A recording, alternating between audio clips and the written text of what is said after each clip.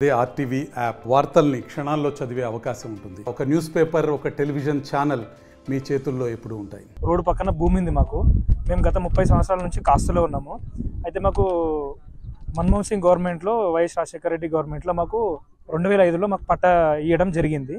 అయితే పట్టా ఇచ్చి నుంచి కూడా మేము అంతకుముందు నుంచే పంట పెట్టుకుంటున్నాం, దున్నుకుంటున్నాం, భూమిలో అన్నీ చేస్తున్నాము. అయితే పట్టా ఇచ్చి నుంచి కూడా మేము ప్రతి సంవత్సరం పంట పెట్టుకొని భూమి సాగు చేసుకుని బతుకుతున్నామండి. అయితే ఏమైందంటే జంగారెడ్డి అని చెప్పి మనకు శివశివాని స్కూల్ సంస్థ నుంచి భూమి కొన్నాడు. అది కొన్నడా లేకుంటే కబ్జనా మాకు తెలియదు. అయితే 10 సంవత్సరాల నుంచి ఆయన వచ్చిండండి. ఆ 10 సంవత్సరాల నుంచి కూడా ఎప్పుడు కూడా ఇబ్బంది లేదు. బట్ ఈ సంవత్సరము 6 నెలల సంది మాకు ప్రతి 6 నెలలకు ఒకసారి కంప్లైంట్ చేస్తున్నాడు. కంప్లైంట్ చేస్తుండు. పోలీస్ స్టేషన్ మేము పోతున్నాము, ఆయన రాకొచ్చిండు. ఆయన ఏంటంటే మా అమ్మలో ఆయన ఏంటంటే పోలీస్ స్టేషన్లో కంప్లైంట్ చేస్తాడు. 5 గంటలకు వచ్చి కూర్చుంటాడు జంగారెడ్డి సార్ పోలీస్ స్టేషన్లో. వచ్చి కూర్చొని మా అమ్మలకు ఫోన్ చేసి, వాళ్ళ ఊర్లో పెద్ద మనుషులకు ఫోన్ చేసి రండి మీరు అంటాడు. ఆ టైంలో మా అమ్మ వాళ్ళని తీసుకొని ఎక్కడ వెళ్ళాలి మేము? మా అమ్మకు కొంచెం హెల్త్ బాగాలేదు. ఇడున్నలో కూడా ఇంకా మిగతా వాళ్ళ మా పిన్ని వాళ్ళకు కూడా హెల్త్ బాగాలేదు. వాళ్ళు ఎప్పుడు కూడా పోలీస్ స్టేషన్ కట్టెక్కిన వాళ్ళు కాదు. అట్లాంటిది ఒక 5-6 టైమ్స్ పోలీస్ స్టేషన్ పోతున్నాం మేము పోతున్నాం. మరి జంగారెడ్డి వస్తలేడు. ఎందుకు?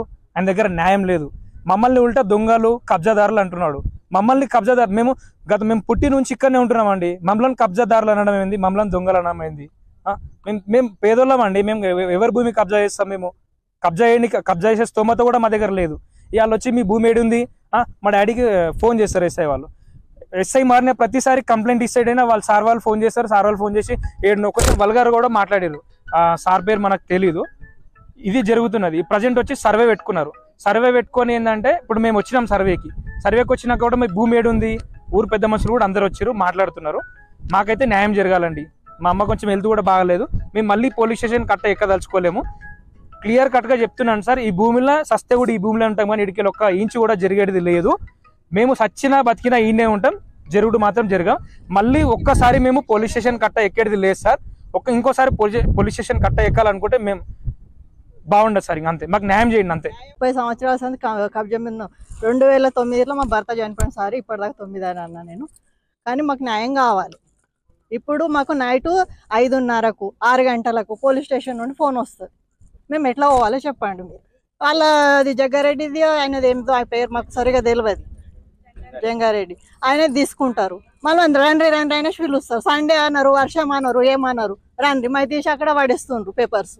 మరి అది రిపోర్ట్ కంప్లీట్ ఉండదు, ఏముండదు. మా చేను కాడికి వచ్చి తెల్లని దాకా దున్నుతున్నారు. అది అంటే రాత్రికి ఎట్లా వస్తాం ఇక్కడ సార్ చెప్పండి? రాత్రికి వస్తామా? అడవిలలం ముగ్గురం అడవిలమే ఉన్నాం. ఇష్టం వచ్చినట్టు గలీజ్ లంజ బద్మాష్ అన్నట్టు ఫస్ట్ ఆ రాత్రికి పోయినాం. మేము 8 గంటలకు పోయినాం ఆడికి. ఫోన్ మొగలకి ట్రాక్టర్ వానికి అంటాడు. ట్రాక్టర్ వానికి ఎందుకు ఇస్తాం ఫోన్? గలీజ్ మాట్లాడినాడు ఫస్ట్. ఎవరు తిట్టిండ్రో అందులో ఫోన్లో తెలియదు మాకు. ఎవరితో తిట్టిపిచ్చిండో. తర్వాత పోలీస్ స్టేషన్ వెళ్ళినాం.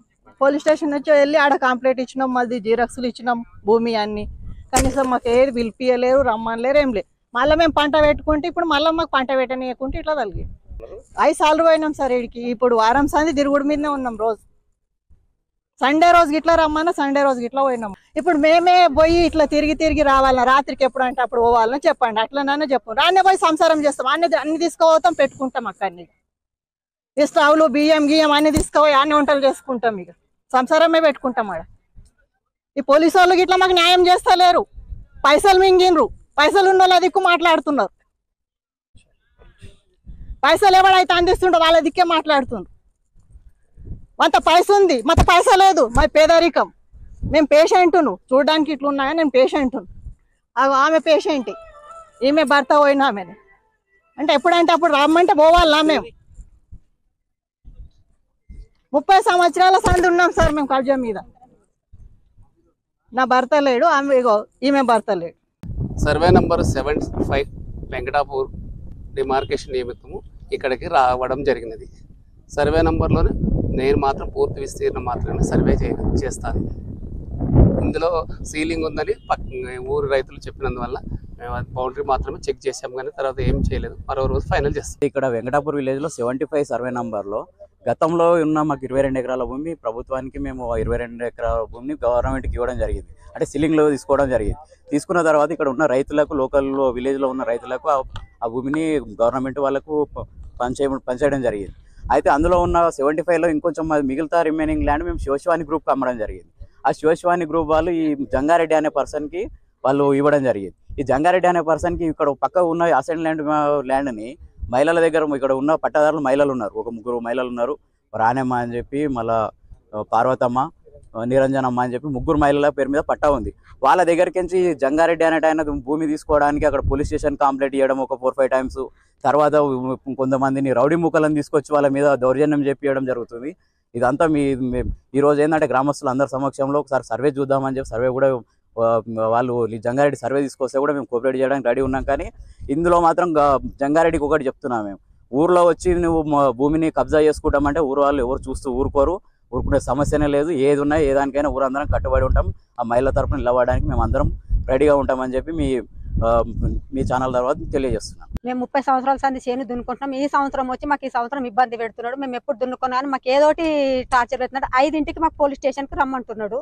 5 గంటలకు ఏ విధంగా పోవాలని అంటే మేము వస్తే మీరు రాకొచ్చిరని మాకు చాలా టార్చర్ పెడుతున్నాడు జగ్గారెడ్డి గారు. మాకు మా భర్త లేడు, మా 3 పిల్లలు వాళ్ళు చదువుకుంటున్న వాళ్ళ భవిష్యత్తు పాడవుతుంది. ఏ విధంగా మీరే సాయం చేయాలి, మాకు ఏదన్నా ఆదుకోవాలి. మా భూమి మేము 30 సంవత్సరాలు కరెక్ట్ అవుతున్నాం. మా ఆయన చనిపోయి 9 సంవత్సరాలు అవుతున్నది. 9 సంవత్సరాల సంది ఏమీ బాధ లేదు. మేము దున్నుకుంటున్నాం, పంట పెట్టుకుంటున్నాము, కల్పించుకుంటున్నాం, అన్ని చేసుకుంటున్నాము.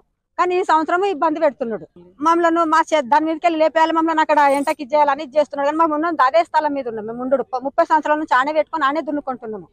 పోలీసు వాళ్ళు మీరు అక్కడ లేదంట కదమ్మా అని అడుగుతున్నారు. అని అంటే మాది ఉన్న సార్, మేము ఆనా నుంచి మాకు మా ఆయన ఉన్నాక దున్నిపించిండు, అక్కడనే ఇది చేసినామని మేము అన్నాము. అని అంటే ఇక ఎక్కువ ఇది చేస్తలేరు, ఎవరికి తిడుతున్నారు అన్నట్టు. 5ంటికి మేము ఎప్పుడు రమ్మంటే అప్పుడు రావాలి, ఎప్పుడు రమ్మంటే అప్పుడు రావాలని అని అంటున్నారు. ఎప్పుడు రమ్మంటే అప్పుడు రావాలి మీకేం అని అంటున్నారు, దాగేస్తున్నారు. ఎవరైనా కానిస్టేబుల్ ఎస్ఐ ఎవరైనా అంటున్నారు. అది వాళ్ళకే తెలియాలి. 5ంటికి రమ్మని ఆడపిల్లలను రమ్మని పద్ధతి అయితే కాదు కదా.